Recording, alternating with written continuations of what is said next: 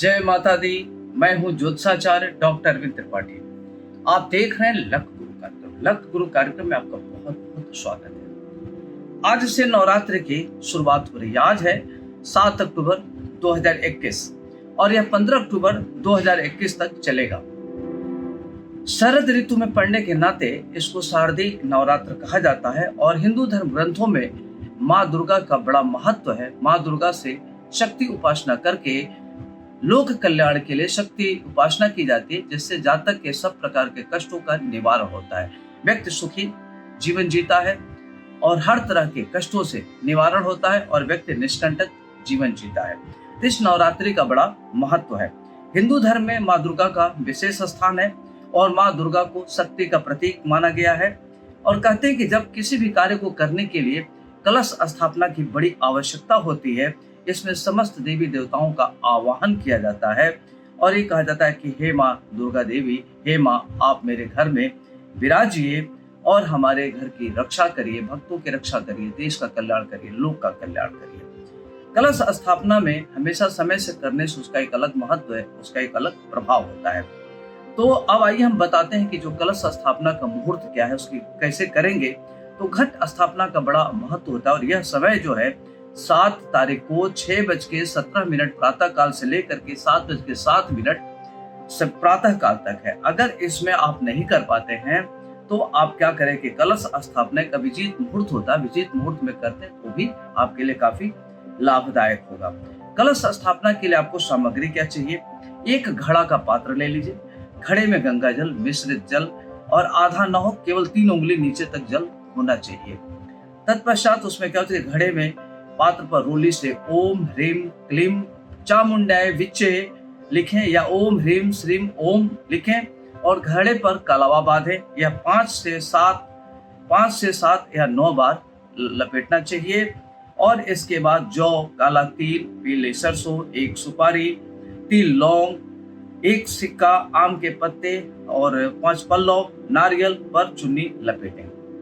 यह घट स्थापना में जो सामग्री होती है यह आपको रखना जरूरी होता है। ऐसा करने से ठीक होता है। अब घट स्थापना आप कैसे करेंगे? अपने आसन के नीचे थोड़ा सा जल और चावल डालकर उसको शुद्ध कर लें। तत्पश्चात आप भगवान गणपति का ध्यान करें, फिर शंकर जी का, भगवान विष्णु जी का और वरुण जी का। तत्पश्चात नवग्रह का आवाहन के बाद माँ दुर्गा की स्तुति करें और माँ दुर्गा की स्तुति करने के बाद आप दुर्गा चालीसा या दुर्गा सप्तशती कुछ भी पढ़ लें और मंत्र है ओम दुर्गाय नमः, ओम दुर्गाय नमः, इस मंत्र का जप करें और कलश स्थापना में पूरा परिवार सम्मिलित होना चाहिए।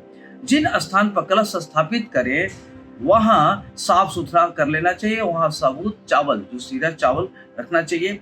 घड़े या पात्र पर आम के पत्ते सजा दें, 5 पल्लव डालें और पहले जल में चावल, फिर काला तिल और फिर जौ, फिर सुपारी, फिर 1 सिक्का उसमें डाल दें। तत्पश्चात एक नारियल है, उस पर चुनरी बांध दें और उस पर पान रखें, नारियल रखें, पान रखें, चुनरी बांधें और कलावा 5 या 7 बार उसमें लपेट लें। नारियल को हाथ में लेकर माथे पर लगाएं और माता की जयकारा करते हुए कलश स्थापित करें। कलश स्थापना का जो मंत्र है वो लिख लीजिए। नमस्ते अस्तु महारौद्रे महाघोर महापराक्रमे महाबले महोत्साय महाभय विनाशिनी। इस मंत्र का आप जप कर सकते हैं या ओम ह्रीम ओम श्रीम ओम। कलश स्थापना पर ध्यान रखते हुए इस मंत्र का जप करें। प्रतिदिन कलश की पूजा करें और नवरात्रि में हर बार कलश पर उसको पूजा करें, तब जाकर के आप पाठ करें। तो इस तरीके से कलश स्थापना करके आप माँ की पूजा करें और नवरात्रि भर प्रथम दिन माँ शैलपुत्री की पूजा करेंगे। इस तरह से 9 दिन 9 दुर्गा देवी के रूपों की आप पूजा करेंगे। इससे आपके घर में सुख शांति समृद्धि आएगी और माँ दुर्गा जी की पूजा करने से घर में हर प्रकार के संकटों का समाधान होता है, व्यक्ति का समूल विकास होता है, चतुर्दिक विकास होता है, व्यक्ति की संकटों का समाधान होता है, व्यक्ति स्वस्थ रहता है, ऊर्जावान महसूस करता है और व्यक्ति के जीवन में जो परेशानियां हैं, दिक्कतें हैं, समस्याएं हैं, सब समाप्त हो जाती है। तो ये नवरात्रि में घट स्थापना का अपना बड़ा महत्व है, और जब समय पर आप घट स्थापित करते हैं, कलश स्थापना करते हैं, तो उसका महत्व और बढ़ जाता है। तो उस समय पर घट स्थापना जरूर करें। तत्पश्चात आप व्रत रखें, फिर माँ का व्रत जैसे पूरा हो तो आप फलाहार करें और आरती जरूर करें, और माँ का जो जप है, बीज मंत्र है, या उनका जो भी सिद्धि कुंजिका है, कलक कवच है, कीलक अर्गला और जो पाठ है, आप नियमित करें, आपके लिए अच्छा रहेगा। आज नवरात्रि का प्रथम दिन है। आज माता शैलपुत्री के प्रथम स्वरूप की पूजा होती है। माँ शैलपुत्री कौन है, इसके बारे में हम आपको विस्तार से बताएंगे। माँ शैलपुत्री का मंत्र है ओम ओम सं शैलपुत्री देव्यै नमः। ओम सं शैलपुत्री देव्यै नमः। इनका नाम शैलपुत्री क्यों पड़ा?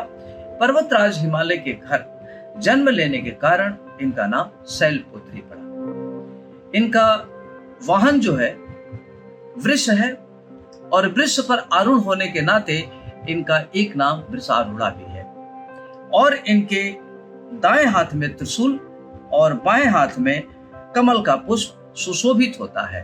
और माँ के इस रूप को साधक जो पूजा करता है, जो ध्यान जप तप करता है, उसके प्रथम दिन जो आज्ञा चक्र होता है, वह उसके आज्ञा चक्र जो है, जो मूलाधार चक्र होता है, वह जागृत हो जाता है। माँ के स्वरूप की पूजा करने से मूलाधार चक्र जागृत हो जाता है। मूलाधार जागृत हो जाने से व्यक्ति ऊर्जावान महसूस करता है, स्फूर्तिवान महसूस करता है, उनके अंदर लगता है कि काफी शक्ति आ गई है। तो माँ के स्वरूप का पूजा करने से व्यक्ति के घर में सुख शांति बनी रहती है। इस स्वरूप का पूजा करने से दाम्पत्य जीवन अच्छा रहता है, वैवाहिक जीवन सुखमय रहता है, लोग के घर में शांति सुख समृद्धि बनी रहती है। तो माँ के स्वरूप को पूजा करना बहुत ही शुभ माना जाता है। और माँ को इसमें क्या करना चाहिए कि माँ को सफेद चीजें बहुत पसंद है। इसमें मालपुआ है, घी है, और सफेद चीजें माँ को अर्पित करना चाहिए। सफेद पुष्प अर्पित करना चाहिए, पैरों में अर्पित करें, घी अर्पित करें, सफेद पुष्प अर्पित करें, ये बहुत ही अच्छा रहता है। और ऐसा करने से आपके घर में सुख समृद्धि शांति बनी रहती है। और कहते हैं कि जीवन भर सुखमय जीवन व्यतीत होता है, और व्यक्ति सौभाग्यशाली होता है, और साधक की समस्त प्रकार की समस्याएं दूर होती हैं। इस शैलपुत्री के स्वरूप की पूजा करने से कुंडली में अगर चंद्रमा का दोष है तो चंद्रमा का दोष समाप्त हो जाता है। व्यक्ति के अंदर एकाग्रता होती है, मन उसका स्थिर होता है, और व्यक्ति किसी भी लक्ष्य के प्रति करने में सफल होता है। तो मां शैलपुत्री की पूजा करने से व्यक्ति के लिए काफी अच्छा रहता है। और व्यक्ति की कुंडली में अगर चंद्रमा से जनित कोई भी दोष है, जिसके नाते उसकी प्रगति नहीं हो रही, दिक्कतें हो रही है, तो इस स्वरूप की पूजा करने से जातक को या साधक को काफी लाभ मिलता है। तो इस रूप की पूजा करें, और विधिवत ध्यान से करें, और समर्पण भाव के साथ करें, उसका फल अलग ही होता है। इनके बारे में कथा कहा जाता है कि दक्ष जो प्रजापति दक्ष थे, अपने घर में यज्ञ कर रहे थे। तो यज्ञ कर रहे थे तो अपने सारे दामाद को, पुत्रियों को इन्होंने आमंत्रित किया, किंतु इन्होंने अपने जो जमाता है भगवान भोलेनाथ और पुत्री पार्वती को इन्होंने इनवाइट नहीं किया। तो जब ये माँ को पता चला, माता पार्वती को पता चला कि हमारे पिता दक्ष यज्ञ कर रहे हैं और यज्ञ में हमको बुलाए नहीं है, तो उनको बड़ा कष्ट हुआ, और वो नाराज होकर के अपने मायके चली गई जहाँ यज्ञ हो रहा था। तब जहाँ पहुंची तो सब लोग देख करके इनको चकित रह गए, कोई भी इनका सम्मान नहीं किया। जहाँ वो लोग उपस्थित थे किसी ने इनका सम्मान नहीं किया, इनको बड़ा दुख हुआ। सिर्फ इनकी माताजी मिली, माताजी ने ही इनको प्यार से बातचीत किया। इनको अपना अपमान बर्दाश्त नहीं हुआ, और उन्होंने अपने पिता से कहा कि आपने भोलेनाथ को क्यों नहीं कहा। तो उन्होंने कहा कि हम नहीं बुलाए, तुम बिना बुलाए क्यों आई। ये बात इनको बड़ा खराब लगा, और वहीं यज्ञ में ये जल करके अपने को चिता में कूद गई, जिससे यज्ञ जो है विध्वंस हो गया। फिर भगवान शिव आए, वो ले गए जहाँ जहाँ इनका भगवान शिव ले गए, तो बहुत परेशान थे, दुखी थे।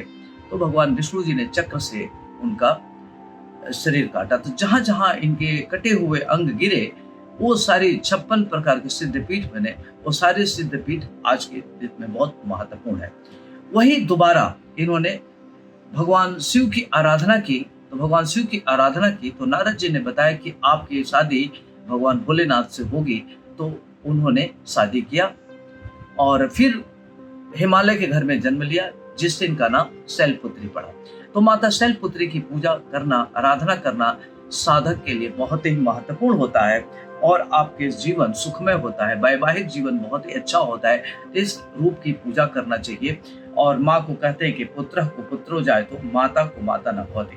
तो जितना आप साधना के करेंगे, जितना आप पूजा पाठ करेंगे, समर्पण भाव के साथ करेंगे, तो आपकी सारी परेशानियां दूर होगी। और चंद्रमा से जनित जो भी परेशानी होगी, तो इस स्वरूप का पूजा करना आपके लिए काफी लाभप्रद होगा। जय माता दी।